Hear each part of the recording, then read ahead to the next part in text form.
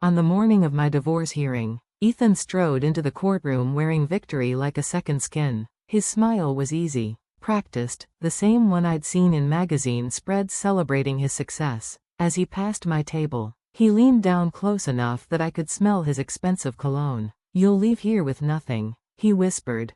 Behind him, his girlfriend laughed, a sharp, performative sound that echoed through the nearly empty room. "She doesn't deserve a single dime," she announced, loud enough that the court clerk looked up from her papers. I didn't argue. I didn't even turn my head. Instead, I reached into my briefcase, removed a sealed envelope, and placed it quietly in my attorney's hand. "When the time is right," I murmured. Linda nodded once, her expression revealing nothing.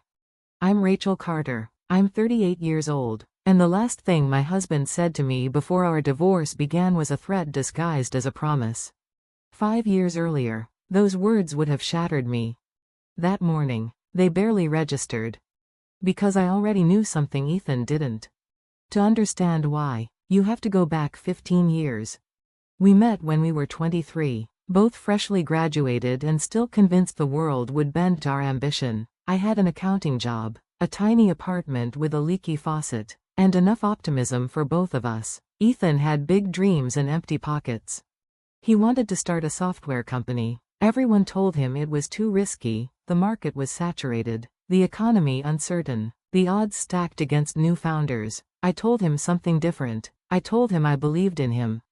2 years later, we married in a small ceremony with only our closest friends. No honeymoon, no lavish reception, just a simple plan we'd agreed upon. I'd provide stability while he built the business. Once it succeeded, we'd share the rewards. That was the dream, anyway. The first 3 years were brutal.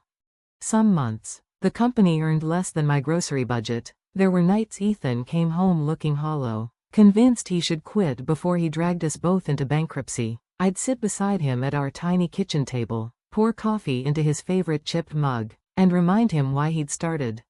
"We're going to get through this," I'd tell him, and somehow, impossibly, we always did.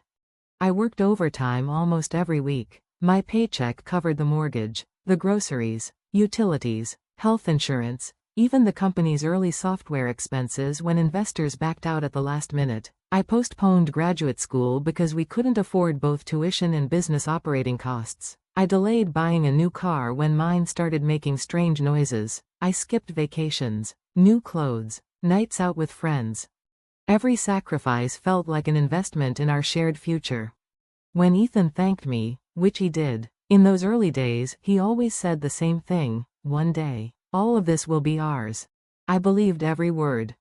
Then everything changed. In the company's 7th year, one of Ethan's products caught fire. Within 18 months, his business expanded across 3 states. Interviews, awards, magazine covers, keynote speeches at industry conferences. Suddenly, everyone wanted to know Ethan Carter. At first, I was proud. Watching someone you love achieve their dream is a beautiful thing. Until success started changing him.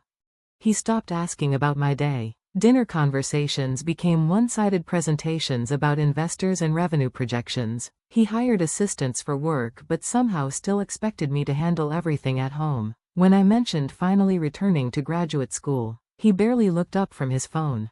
"Why?" he asked. "What do you mean, why? You don't need another degree." "I've always wanted one." He shrugged. "Seems unnecessary now." Little by little, the partnership we'd built disappeared. Business trips became more frequent. Late-night meetings became routine. Weekend plans were canceled with increasing regularity. Every concern I raised was dismissed the same way: "You're overthinking. You worry too much. It's just work." I wanted to believe him. Until one evening, while organizing paperwork for our accountant, I found hotel reservations that didn't match any conferences listed on Ethan's calendar. I didn't accuse him, not yet. Instead, I quietly started paying attention. The signs became impossible to ignore: phone calls he took outside, messages deleted the moment they arrived, sudden passwords on devices that had never needed them before. Then one afternoon, I overheard a conversation he thought I couldn't hear. "I'll handle the divorce soon," he said. "I just need everything positioned first." My entire world went silent, not because he wanted a divorce, but because he'd apparently been planning one without saying a single word to me. That night, I didn't cry. I sat alone in our living room until sunrise, watching the shadows shift across the walls of the house I'd helped buy, the home I'd maintained while he built his empire. Then I made a decision. If our marriage had already ended in his mind, I wasn't going to beg him to stay. The next morning, I hired Linda Morales. She was a divorce attorney with a reputation for handling complex financial cases. After reviewing everything I'd brought, she leaned back in her chair. "Rachel, how much documentation do you have?" I opened a folder nearly 3 inches thick: bank statements, tax returns, emails, loan records, receipts dating back more than a decade. She looked genuinely impressed. "You've kept all of this?" I've always believed paperwork tells the truth. Over the next several weeks, Ethan hired one of the city's most expensive legal teams. Mutual friends began calling me, their voices heavy with sympathy or curiosity. Apparently, Ethan had been telling everyone exactly how the divorce would end. "He says you'll never touch a penny of his company. He keeps saying he built everything himself." I simply thanked people for letting me know. I never argued. I never defended myself. The truth didn't need me to shout. The morning of the hearing, Linda adjusted the stack of files on our table. "Are you ready?" I looked toward the courtroom doors. "I'm done fighting." I smiled quietly. "I'm ready for the truth." Just then, Ethan walked in wearing an expensive tailored suit and the confidence of a man who'd never faced a consequence in his life. Behind him came his attorney, and seated confidently in the gallery was the woman I'd seen in those hotel reservations. She caught my eye and smiled. Then Ethan leaned toward me. "You should have settled when I offered." I said nothing. The courtroom doors opened. Everyone stood. As the judge entered and prepared to begin the proceedings, I reached into my briefcase, removed one carefully sealed envelope, and quietly handed it to Linda. "Please," I whispered, "give this to the judge when the time is right." The courtroom fell silent as the judge took his seat. Ethan leaned back in his chair with the confidence of someone who believed the outcome had already been decided. He didn't even look nervous. Why would he? He thought the company, the investments, and the future we'd built together belonged only to him. His attorney stood first. "Your Honor," he began, "Mr. Carter built his business through his own vision, leadership, and hard work. While Mrs. Carter was certainly his spouse, she made no meaningful contribution to the creation or growth of the company. We ask the court to recognize the business as his separate achievement." Ethan nodded proudly. Then he looked at me. A faint smile crossed his face. It was the same smile he'd worn the morning he promised we'd build our future together, only now, it carried no warmth. The judge turned toward Linda. "Mrs. Carter's response?" Linda stood calmly. "We'll address those statements, Your Honor." She didn't argue. She didn't accuse anyone of lying. Instead, she walked quietly to the clerk's desk and handed over the sealed envelope I'd given her. "This was prepared by my client." The judge adjusted his glasses. "What exactly is it?" "A chronological summary of documented financial support and relevant records already included in discovery." The judge nodded. "I'll review it." He carefully opened the envelope. The entire courtroom watched in silence. Ethan crossed his arms confidently. His girlfriend glanced toward me with an amused expression. Neither of them seemed concerned. The judge began reading. His eyes moved slowly down the first page, then the second. He stopped, went back. "Read one paragraph again." Finally, he looked up. "Mrs. Carter?" "Yes, Your Honor." "You organized these records yourself?" "I did." He nodded thoughtfully. "I appreciate clear timelines." He returned to the letter. The first page wasn't emotional. There were no accusations, no dramatic language, only dates. March 2011. Rachel withdrew $28,000 from her personal savings to cover company payroll after investor funding was delayed. Supporting documents attached. September 2012. Rachel refinanced her vehicle to reduce monthly expenses, allowing additional household income to support business operations. Supporting bank statements attached. February 2013.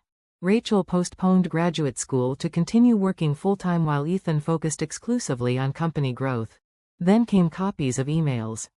One caught the judge's attention. It was from Ethan. "I couldn't have kept the company alive without you. Someday everything we build will belong to both of us." The courtroom remained silent. The judge continued reading another email. "Thank you for covering the mortgage again. I promise this sacrifice won't be forgotten." Another. "Every investor meeting is possible because you're keeping everything else together." I didn't look at Ethan.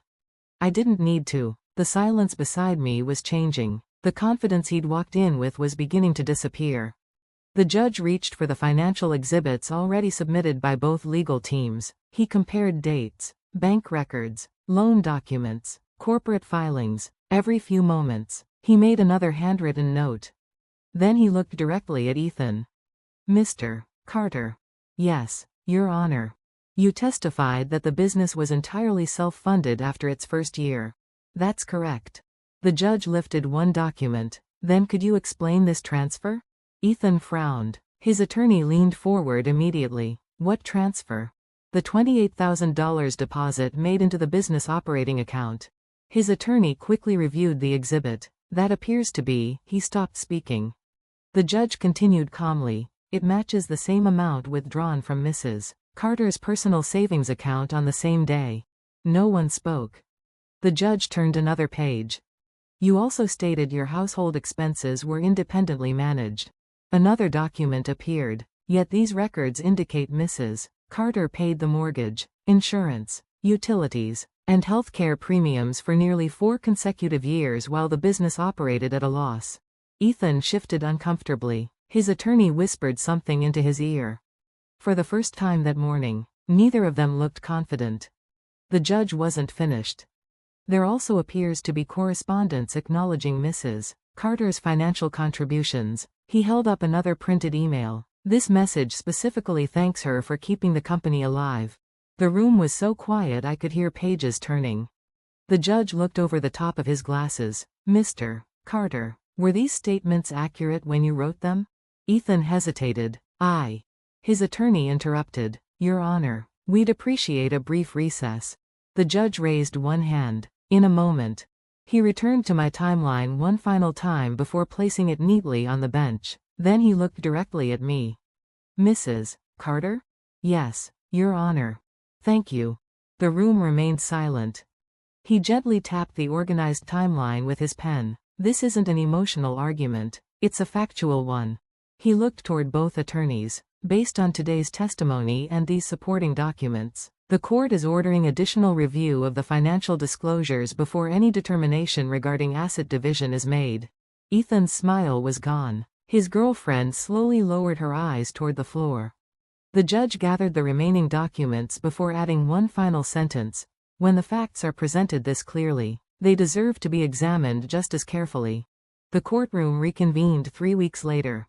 During that time, the court-appointed financial review team examined every document, bank statements, tax returns, corporate records, loan agreements, email archives, everything. I didn't spend those weeks celebrating. There was nothing to celebrate. The marriage had ended. No amount of paperwork could erase me. When I walked back into the courtroom, Ethan looked different. The confidence he'd worn during the first hearing had disappeared. His expensive suit was still perfectly tailored, but the certainty behind his eyes was gone. The judge opened, reviewed the final report, and still standing. The financial review continued to answer. Carter made substantial documented financial contributions during the company's formative years. He turned another page. The evidence also confirms that several annual statements contain source of funding and household financial responsibilities were incomplete. No one said a word. The judge continued. "Furthermore, the notable assets will be divided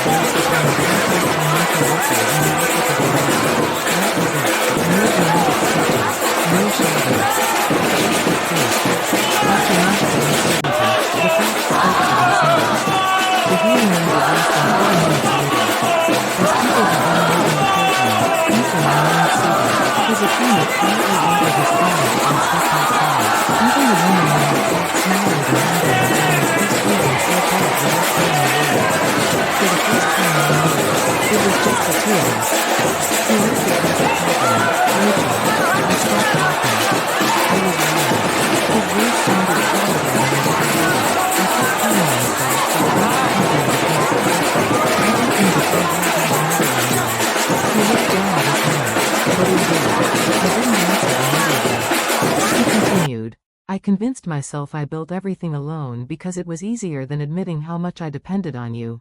His eyes finally met mine. I'm sorry. There was no anger left inside me, only acceptance. I didn't spend 15 years helping you because I wanted credit. He nodded. I know. I helped because I loved you. Another silence settled between us. I never wanted this to become a battle. Neither did I, he admitted. I just wanted the truth. He closed his eyes for a moment. You deserve that.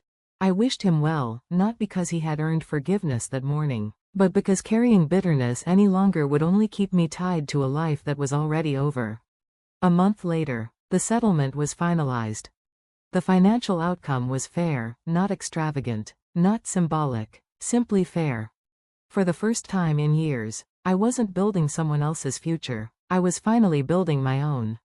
Instead of buying a bigger house or taking a vacation, I invested in something I'd postponed for almost 15 years, my own consulting firm. A business dedicated to helping small family-owned companies organize their finances and grow responsibly. Ironically, the dream I delayed while helping Ethan build his company became the foundation of my next chapter. The first client who walked through my office doors reminded me of us years earlier, young, hopeful, trying to build something meaningful. This time, I wasn't standing behind someone else's dream, I was standing inside my own. Sometimes people ask whether I felt victorious after the divorce. The truth surprises them. I never wanted revenge. Revenge would have kept me looking backward. What I wanted was acknowledgement, not applause, not sympathy, just the simple recognition that quiet sacrifices matter, even when they happen behind closed doors. The courtroom gave me that. But something even more important happened long before the judge read my letter.